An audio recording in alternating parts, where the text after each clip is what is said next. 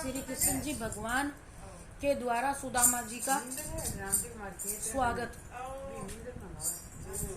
सुदामा जी का स्वागत और ऐश्वर्य की प्राप्ति। श्री कृष्ण जी द्वारा सुदामा जी का स्वागत। सुदामा के घर कृष्ण जी आवे, आपने सभी सुन रखिए तथा और कितना आदर करें, परंतु कुछ भी कृष्ण जी सुदामा को देते नहीं है। जो धोती पहना है उसे भी कह दे निकाल के दे जाए, और जैसा आया वैसा ही भेज दें, उसका चिरवा खा के दो मुट्ठी। तो वो गुरु ब्राह्मण और बचपन का दोस्त यही सोचता चला जा, अच्छा मेरे लुगाई के कहने में कहीं ना जाइयो, मुझे यहाँ भेज दिया।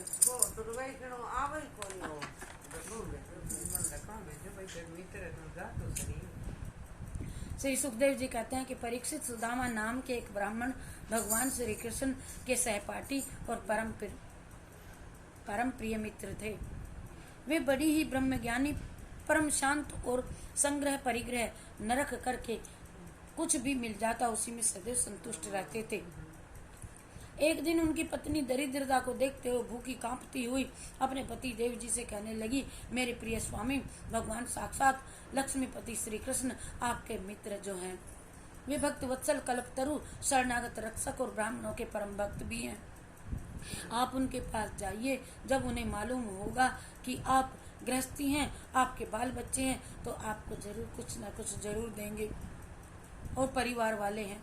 और तब वे सर्वांतरयामी प्रभु ये भी जान जाएंगे कि उनको अन्न आदि गृहस्थों की आवश्यकता है, अतः वे आप पर सखा होने के नाते अपने जैसा ऐश्वर्य संपन्न तुमको बना देंगे। जब उनकी धर्मपत्नी ने इस प्रकार समझाया और पास पड़ोस से कुछ चिरवा मांग ले आई और गांठ बांध करके दे देती है, और तो वे अब द्वारिका की ओर चल देते हैं।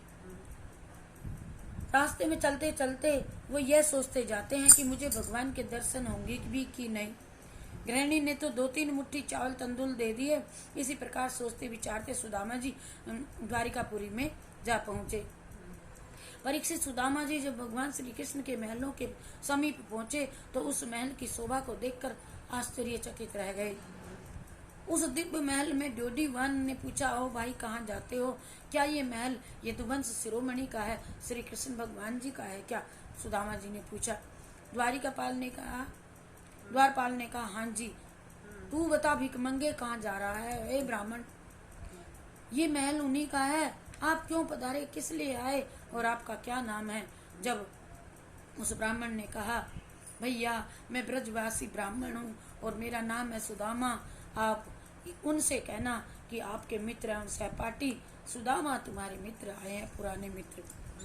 और तो द्वारपाल अंदर जाता है। पहले तो यूं सोचे भाई 3 लोग के नाथ के कोई ऐसे भी मित्र हो सकते हैं क्या, परंतु उनकी तो ड्यूटी यही है वे जा करके बताए कि एक हार आया। कैसे उपमा दे रहा है भाई, ना तो उसके तो शरीर पे वस्त्र ही नहीं है, वो तो बहुत गरीब टूटा फूटे से।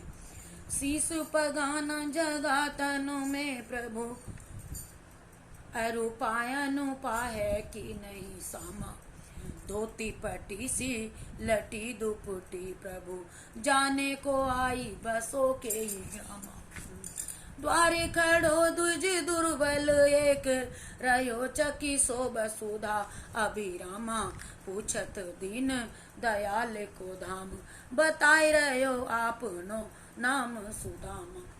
द्वारपाल ने कृष्ण जी को जाकर के कहा, परीक्षित श्याम सुंदर श्री कृष्ण ने ऐसे सुना सुदामा श्रीदामा मेरे बचपन के सखा आए हैं, और ये तो अपनी पटरानी श्री रुक्मणी जी को साक्षात श्री लक्ष्मी जी का अवतार जो थी, उन्हें छोड़ नंगे पैरों सिंहासन पर से दौड़ते हुए चल दिए। दुपट्टा कहीं, वक्ष स्थल कहीं लगा और दाहिना हाथ कंधे पर रख और महल के अंदर ले आए सुदामा जी को और सिंहासन पर ला करके उसे अपने सिंहासन पर बिठाया।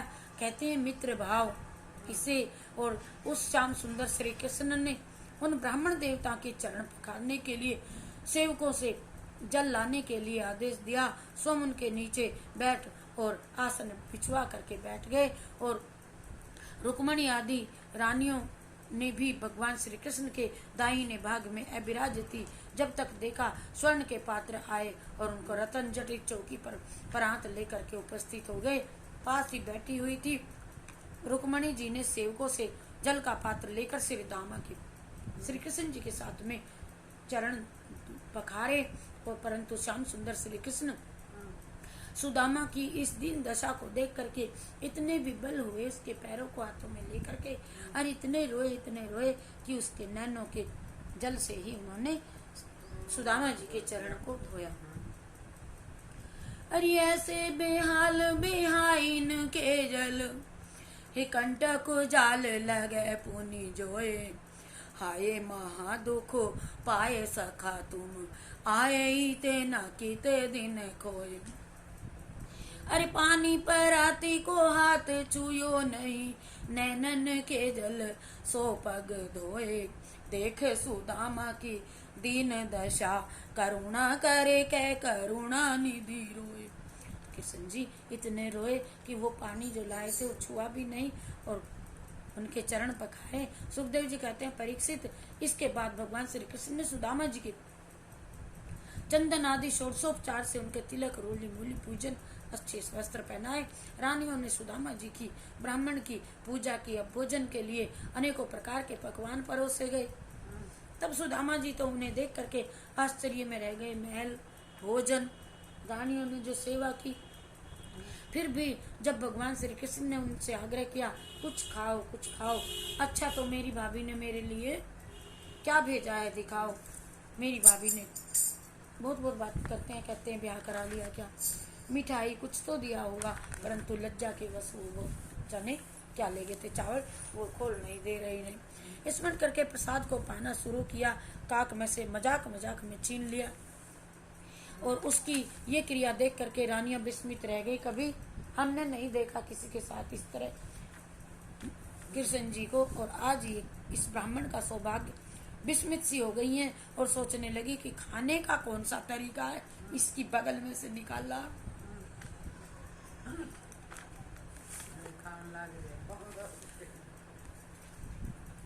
प्रेम ऐसा हुआ है। वे सोचने लगे ये खाने का कौन सा तरीका है, जब भगवान श्री कृष्ण ने उनका ये संदेह दूर कर दिया, रानियों का ये संदेह दूर कर दिया।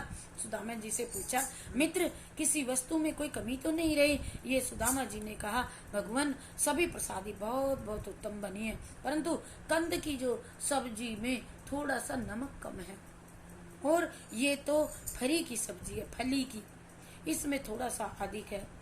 जब उन रानियों ने भगवान श्री कृष्ण को भोजन कराने के पश्चात स्वयं प्रसाद पाया तो उन्होंने मान लिया कि सुदामा जी ने जो भी कुछ कहलवाया है ये सही कहा, कि मुझ मोए तो या के चना चावल ही अच्छे लगे चिवरा, तुम्हारी बनी हुई में एक में कम एक में ज्यादा। उनका भ्रम दूर किया रानियों का।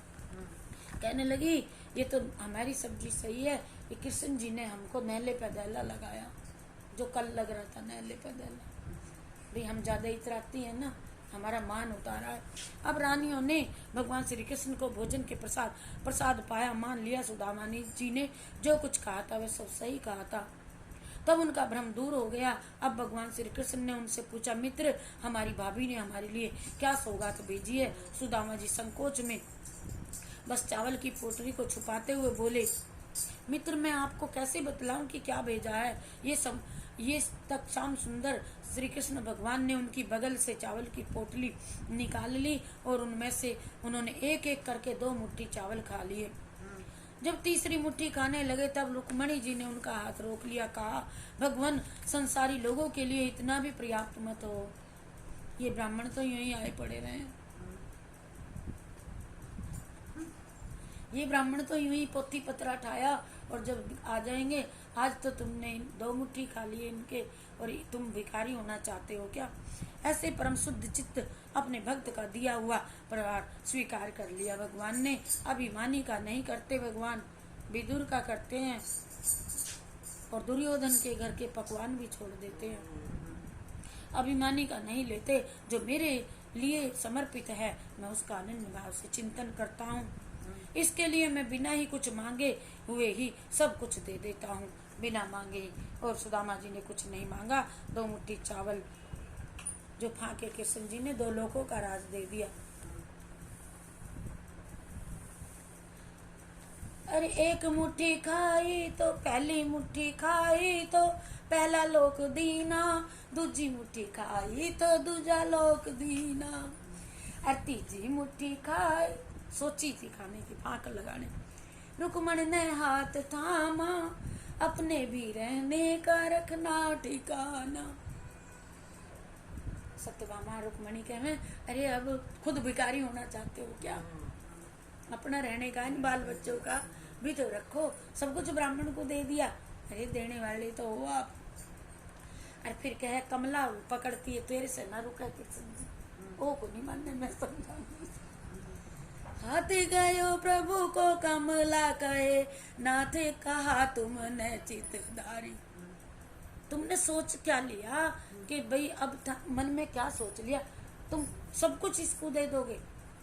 जो रानी समझ गई उसने उन्हें रोक लिया, अर्थात आज भगवान रुक गए। भगवान श्री कृष्ण की भावनाओं को जानकर लक्ष्मी जी ने एक ही रात्रि में सुदामा जी के घर पहुंच करके लक्ष्मी को, सची को, रिद्धि सिद्धि सब भेज दी, और रात्रि में सुदामा के घर पहुंच करके उनकी धर्मपत्नी को ऐश्वर्यों से परिपूर्ण कर दिया, और विश्वकर्मा जी ने उनकी नगरी को और उनकी कुटिया को एवं संपूर्ण गांव के मकानों को, पूरे गांव के मकानों को द्वारिका बना दिया।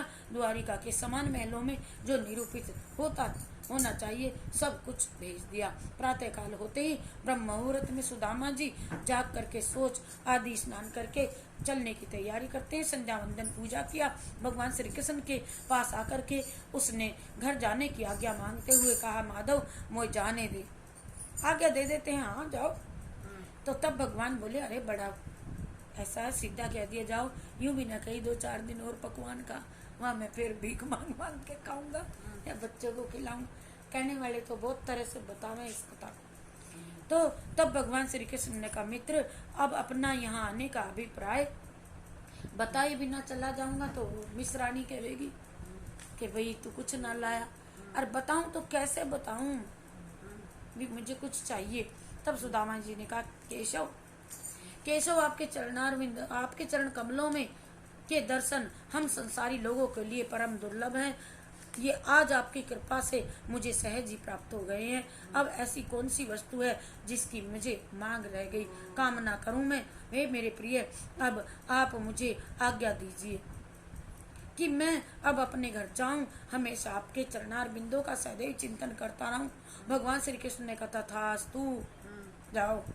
और सुदामा जी श्याम सुंदर श्री कृष्ण के चरणों में प्रणाम करके तथा उनकी परिक्रमा करके उन्हीं के गुणों का स्मरण करते हुए वहां से अपने घर की ओर प्रस्थान कर गए। कुछ ही समय में वे अपने नगर में आ गए, और वहां उन्होंने वही टूटी फूटी जो छोड़ी थी अपनी झोपड़ी, वहां पर तो अब उत्तम महल बन गया, और नौकर चाकर दास दासियां एवं समस्त सुख सुविधाओं से परिपूर्ण उस महल को बड़े ही आश्चर्य से देख रहे हैं। जहां से आया था वैसी की वैसी नगरी पाई अपनी झोपड़ी के स्थान पर। इतने ही में उनकी पतिव्रता स्त्री आती है सजी धजी आरती लेकर के और स्वर्ण का थाल संजोए हुए, और सुदामा जी से कहती है, पतिदेव प्राणनाथ मैं यहाँ, और ये सब आपके मित्र श्री कृष्ण जी की देन है, उन्होंने हम पर कृपा की है। और उनकी आरती उतारी और फिर अर्घ दे करके श्रद्धा और भक्ति के साथ महलों में ले गई। वे सर्वशक्तिमान भगवान श्री कृष्ण के गुण एवं ऐश्वर्यशाली लीलाओं और चिंतन करते हुए उनका शेष जीवन व्यतीत हुआ। बोलो जय। कहते हैं कि सुदामा जी ने तो नगरी छोड़ दी और भजन में लग गए, कहने लगे मुझे ये सब संपत्ति नहीं चाहिए, वापसी मोह ममता लगेगी, और मैं तो श्री कृष्ण के दर्शन कर लिए साक्षात, अब भक्ति करने लगे। बोलो जय शिव शंकर भगवान की, कृष्ण राधे की जय, राधे कृष्णा की, कृष्ण राधे की जय, राधे मुरली वाले कन्हैया तेरी जय जय, ओ बंसी वाले कन्हैया तेरी जय, कृष्ण राधे की जय, राधे कृष्णा की जय, कृष्ण राधे कृष्णा की जय, मुरली वाले। बोलिए वृंदावन बिहारी लाल की।